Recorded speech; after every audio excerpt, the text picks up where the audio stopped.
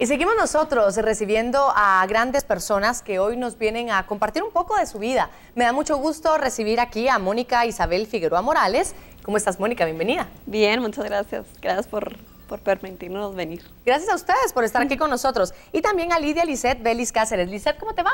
Bien, muchas gracias, Tuti. ¿Sí? Muchas gracias por el tiempo. A ustedes, por su tiempo también. Yo estoy aquí siempre grabando. Ustedes vengan y caen en el programa que quieran, no hay ningún problema. No, la verdad es que muy contenta de conocer gente maravillosa y extraordinaria. Lo decíamos hace un momentito junto a Byron. Yo estoy convencida que en la vida todos, por más de alguna razón, a veces nos quejamos o decimos cosas que no la vemos en una perspectiva diferente. Y personas como ustedes, que son tan positivas, tan luchadoras, tan emprendedoras, tan sonrientes ante la vida, nos enseñan mucho más a nosotros. Así que gracias a ustedes. Mónica, me gustaría conocer un poquito sobre tu historia. Bueno, les quiero contar que Mónica es traductora jurada de inglés, es todavía estudiante, trabajas desde casa, haces unos accesorios hermosos, que aquí tenemos uno. Me lo vas a dejar, ¿verdad, Mónica? Sí. Ah, bueno. Regalo. ¡Qué mala! ¡La obligué! No, me lo dijo desde antes que me lo traía a regalar. Son hermosos, de verdad. Te dedicas a un poquito de todo, pero cuéntame tu historia, Mónica. A mí me diagnosticaron esclerosis múltiple en el año 2006, cuando yo me había graduado del colegio. ¿Cuántos años tienes, Mónica? Tengo 25. Tenía 18 años en el 2006. Todo empezó, no empezó desde el principio ya con discapacidad, ¿verdad? Fue con una neuritis óptica en el ojo derecho. Y así empezó. Yo la verdad no conocía tanto de la esclerosis y solo pues me puse a averiguar y todo, y empezó suave. Yo desde el principio fui un poco rebelde con las medicinas que me decían que tomara, que me pusiera esto, fui un poco rebelde hasta después que dije, no, sí. Y empecé a ver cómo empezaba a hacer daño en mi cuerpo, ¿verdad? Claro. Y entonces la esclerosis me empezó a afectar las piernas, la fuerza en mis piernas, hace tal vez unos 2 o 3 años. Fue poco a poco. Yo uso un andador para caminar cuando lo que hay que caminar no es mucho, ¿verdad? Pero ya aquí sí usé mejor la silla de ruedas. Y estoy en fisioterapia para mejorar, para dejar de usar andador y silla. Es una edad bastante difícil en la cual te tocó este cambio tan fuerte, ¿no? ¿Cómo lo tomaste tú en tu vida? ¿Cómo fue eso? Bueno, yo antes era muy parrandera. Era muy diferente. También en mi vida pasaron muchas cosas que yo conocí a Dios y por eso también cambié. Y creo que eso es lo que me ha dado la fortaleza para poder pasar por cualquier cosa. Y bueno, en mi vida, cuando empecé con la falta de fuerza en las piernas, fue difícil, muy difícil para mí empezar a usar el andador y que la gente me viera. A mí me da vergüenza y no quería salir, que nadie me vea. Qué vergüenza, que un chavo me vea, qué vergüenza. ¿Qué van a decir? ¿Quién se va a fijar en mí? Eso es lo que yo pensaba. ¿Cómo se combate ese diálogo tan destructivo que se tiene? Sí, era falta de valía, así como yo qué valgo por esto que tengo. Y es algo tonto, pero es algo que uno siente. Claro. Y pues pasaron muchos años. Pasaron años muy difíciles en que para mí era vergonzoso. Yo no quería salir de mi casa y me encerraba un poco en mi casa. Mis amigos me trataban de sacar y yo casi no quería salir. Yo estaba estudiando, igual seguí estudiando, pero aparte no quería salir. Yo estaba estudiando para traductora jurada y ya soy traductora jurada, gracias a Dios. Pero tenía mucha vergüenza. Hasta el año pasado, a finales, y este año fue que empecé como a salir de mí y a darme cuenta que tener vergüenza por una enfermedad o por una discapacidad no es algo inteligente. Ni es útil, algo que, ¿no? No es útil. Y me empecé a dar cuenta que yo podía hacer las cosas, si no era de esta forma, podía hacerlas de esta forma, porque hay muchas formas de llegar a un mismo lugar. Fue algo que entendí. Y si no llego a este lugar caminando, puedo llegar en andador, puedo llegar en ruedas, pero puedo llegar porque soy capaz. Claro, soy capaz de hacerlo. Entonces, que una de las limitantes mayores estaba en tu mente realmente, en la vergüenza y en el qué dirán de los demás. Voy a platicar un ratito también con Lisette para que nos cuentes un poquito de tu historia. Tú eres licenciada en Administración de Empresas y diriges una oficina de contabilidad. Además es violinista, pianista y directora coral. ¿Nos cantarías algo? No, mentira.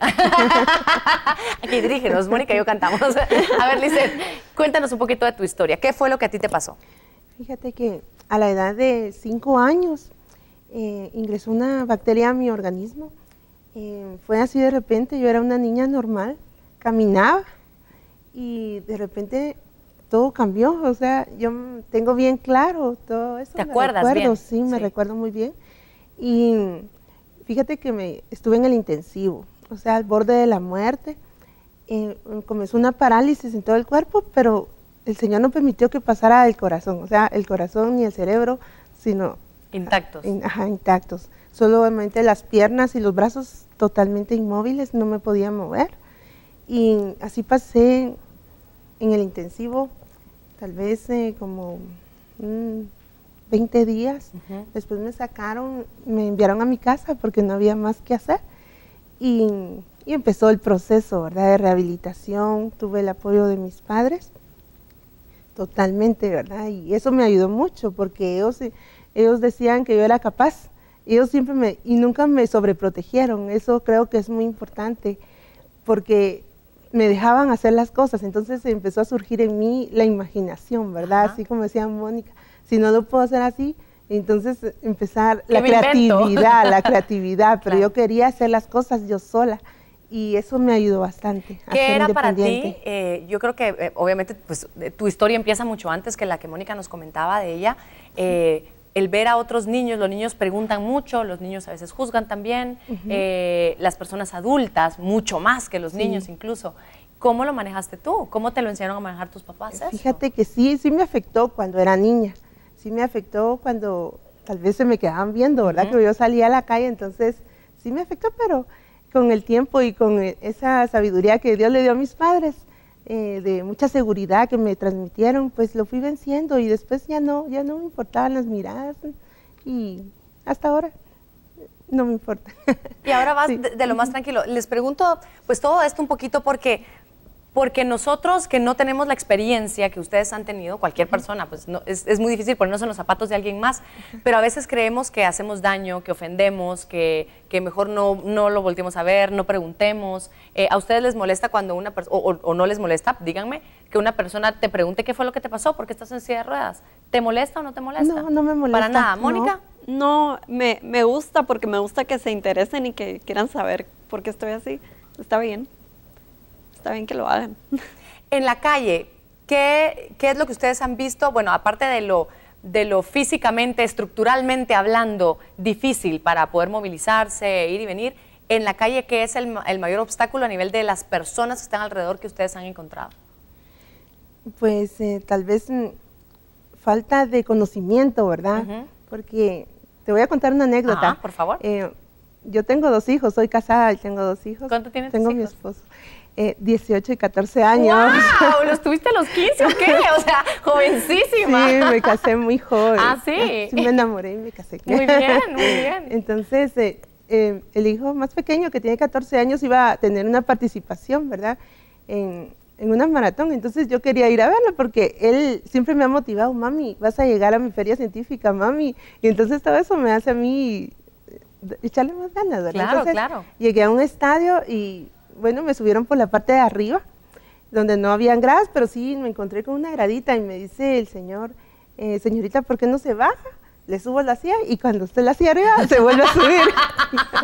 Entonces yo le digo, no, es que no me puedo parar. Entonces me cargaron, ¿verdad? Entonces eso. Bueno, y es que eso, a ver, me hizo gracia tu anécdota, claro, tú la contaste riendo también, Sí. pero esa ignorancia con la que muchas veces ustedes se topan, ¿cómo lo ven ustedes? ¿Les ofende? ¿Les molesta? ¿O con el sentido del humor, por ejemplo, que Lisette hoy nos contó, se lo toman? ¿Cómo funciona? Pues la verdad, uno se va acostumbrando porque hay mucha mente cerrada en el país todavía y muchas personas que no entienden o te preguntan, ¿y qué le pasa a usted? ¿Se va a morir? O algo así, ¿verdad? Ajá. Que se piensa mucho o porque estoy en la silla piensan que no puedo moverme para nada y puedo caminar. Y entonces sí, hay mucha mente cerrada en el guatemalteco y por eso es mejor que pregunten, que se informen de qué es lo que pasa. Y de estas limitaciones de las que hablábamos también, que Lisette nos contó esto, ¿cuáles has encontrado tú? Fuera, en la calle, de gente que no te conoce, que no sabe nada de ti. Pues estructuralmente hay muchas limitaciones, pero también en la gente de cómo, bueno, una gradita y así como necesito ayuda porque no puedo hacerlo yo sola y la persona así como yo no sé cómo ayudar, ¿qué hago? y se quedan así. ¿Y no te ayudan? Sí, o no ayudan, o ayudan, pero casi que lo botan a uno. Ajá. Y bueno, se entiende porque tal vez no han pasado por esas experiencias, Claro, pero claro. eso pasa también, ¿verdad? Ok, ¿qué pasa a nivel laboral? Tenemos un minutito, me parece, antes de conocer otro caso de otra chica que nos va a acompañar, pero a través de esta historia que les vamos a contar, y es Diana Quisque. Pero rapidito, a nivel laboral, ¿cómo lo han vivido ustedes? ¿Cuál ha sido su propia experiencia, Lisette, rápidamente? Pues fíjate que para mí no han habido limitaciones en ese campo. Me he desarrollado muy bien, ¿verdad? He puesto en práctica todos los conocimientos que tengo como de mi licenciatura, ¿verdad? Evalúo proyectos de inversión y también en la música, ¿verdad? Me he desarrollado artísticamente, canto y dirijo coros y me encanta la música. Toco el piano, toco el violín y para mí no han habido obstáculos, o sea, Me da mucho gusto, excelente. ¿Y tú, Mónica? Bueno, yo gracias a Dios trabajo como freelance desde mi casa, pero sí han habido limitaciones en buscar trabajo en una empresa que a veces estructuralmente no están bien habilitadas o las mentes de las personas que contratan no están abiertas. ¿Con qué te has topado? Porque una cosa es la estructura, que tú digas, bueno, aquí sí de plano no voy a poder trabajar, pero otra cosa es que la persona que te contrate, pues te encuentres con esta pared, ¿no? ¿Qué experiencia has tenido? Bueno, no puedo decir que todas las empresas, porque el año pasado con Andador trabajé en una empresa que se llama Mayaventura. Tengo que agradecerle mucho al ingeniero Reimers por eso. Ahorita ya no estoy trabajando ahí y sí es difícil porque te ven con silla de ruedas y piensan, pues esta persona no es capaz. De nada. Y se tiene que entender que discapacidad no es incapacidad. Claro. Y que podemos hacer todo de la misma forma, tal vez de otra forma, pero podemos hacerlo. Claro, claro. Y sí me he encontrado con algunas cosas difíciles, pero siempre tratando y buscando trabajo. Excelente. Yo creo que eso tiene mucho que ver, la actitud con la que tú llegas, la actitud con la que tú te ves y te ves, como tú decías, si no puedo hacer de esta forma, lo puedo hacer de otra, pero lo puedo hacer y eso es lo importante. Vamos a conocer la historia de Diana Quisque para que conozcamos un poco más cómo es que se maneja este tema también en otras personas. Mi capacidad diferente es que yo padezco de separación en la columna, o como dicen meningocele o bien espina bífida. Pero sí, al momento de buscar trabajo en la situación laboral es donde más discriminación he sentido, pues. Hay algunos lugares que no lo toman en cuenta, no toman en cuenta la discapacidad, sino que la capacidad de la inteligencia, lo que puedo hacer, mi nivel educativo. Pero hay lugares en lo primero que ven son las muletas o los aparatos. Algunos, como siempre va a haber alguien que lo protege más. En el caso de mi familia no. Siempre mi mamá y mis hermanos, ellos han sido como que mi fuerza. Ellos me dicen, sí podés, vos podés luchar. Me han hecho muy fuerte, la verdad, y ellos son los que me empujan para salir adelante. En Asodispro yo trabajo como secretaria general.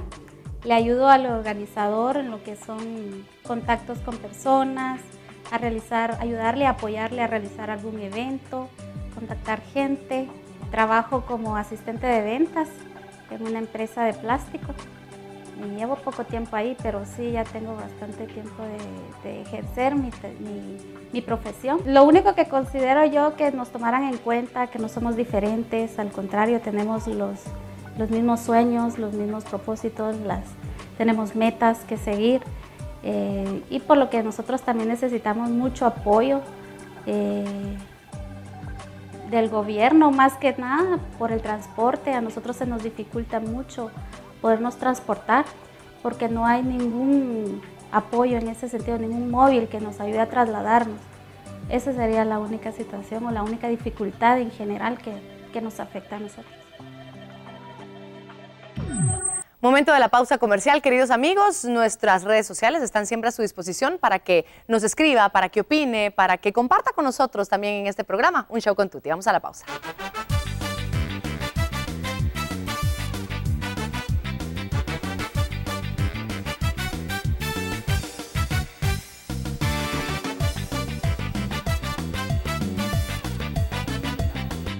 Al volver.